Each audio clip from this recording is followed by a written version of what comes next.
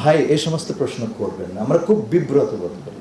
এখানে উনি ভিক্ষার ঝুলি নিয়ে যান না। কোনোদিন সরকার প্রধান আরেক সরকার প্রধানের সঙ্গে দিস্তা কাগজ নিয়ে পেন্সিল নিয়ে বসে না। বৃহত্তম সারপ্লাসের একটা দেশ, আর আমরা কিন্তু ডেফিসিটে।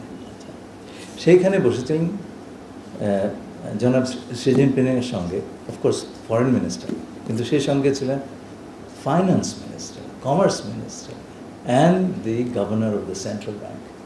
তাতেই বুঝতে পারছেন, এবং এরা এত বড় একটা ইকোনমি চালান, তা আপনি বুঝতে পারছেন যে এতটুকু সময়, ঘণ্টাখানেক সময় তারা আমাদেরকে দিয়েছেন সম্মিলিতভাবে।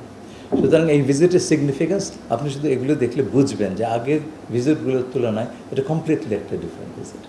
আপনি তখনই ইন্ডাস্ট্রি অ্যাট্রাক্ট করতে পারবেন যদি আপনার কম্পিটিটিভ অ্যাডভান্টেজ থাকে।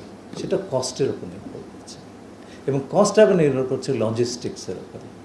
আপনার যদি চীনের এক পয়েন্ট থেকে আরেক পয়েন্টে বাংলাদেশে আনতে যদি 7 দিন সময় লাগে, তাহলে পরে cost becomes higher, time, lot of time is spent. Time to market and cost to market are two very important considerations. এখন কুনমিংয়ের সঙ্গে চায়নার মিয়ানমারের একাধিক বন্দরের সঙ্গে যোগাযোগ আছে। আপনার ইয়াঙ্গন কিংবা আরাকানে চকফু, এটা বানান লেখায় কে দিয়ে, এটা উচ্চারণ হচ্ছে চকফু, আপনারা মনে রাখবেন, চকফু বন্দর। এটার সঙ্গে বাংলাদেশের মাল্টিমডাল যোগাযোগ করা খুবই সম্ভব, কারণ তারা সেইখানে কুনমিংয়ের সঙ্গে তাদের একটা সড়ক স্থলপথে যোগাযোগ আছে। আপনারা যদি এই পথটা আমরা যদি ব্যবহার করতে পারি, এবং চীনের যে অর্থনৈতিক অঞ্চল আছে বাংলাদেশে আমরা তৈরি করবার সুযোগ দিয়েছি, সেখানে যদি কাঁচামাল বা পণ্য ইত্যাদি আমদানি রপ্তানি করতে পারি, সময়, time to market and cost, খরচ অনেক কমে যাবে, এবং আপনার কম্পারেটিভ অ্যাডভান্টেজ অনেক বাড়বে। সেই কারণে আপনি ইনভেস্টমেন্ট অনেক বেশি অ্যাট্রাক্ট করতে পারবেন। This is the simple proposition. সারা পৃথিবীতে বিভিন্ন ধরনের ট্রান্সপোর্ট করিডোর আছে। তো আপনি ইউরোপে দেখবেন, আমেরিকাতে দেখবেন, এশিয়াতেও দেখবেন, চায়নার সঙ্গে সাউথ ইস্ট এশিয়া, চায়নার সঙ্গে অন্যান্য দেশে, সেন্ট্রাল এশিয়া। তো এগুলোর প্রধান উদ্দেশ্য হচ্ছে যোগাযোগ দ্রুত এবং কম খরচে বৃদ্ধি করা। তো এইটার প্রপোজিশন হচ্ছে তাই।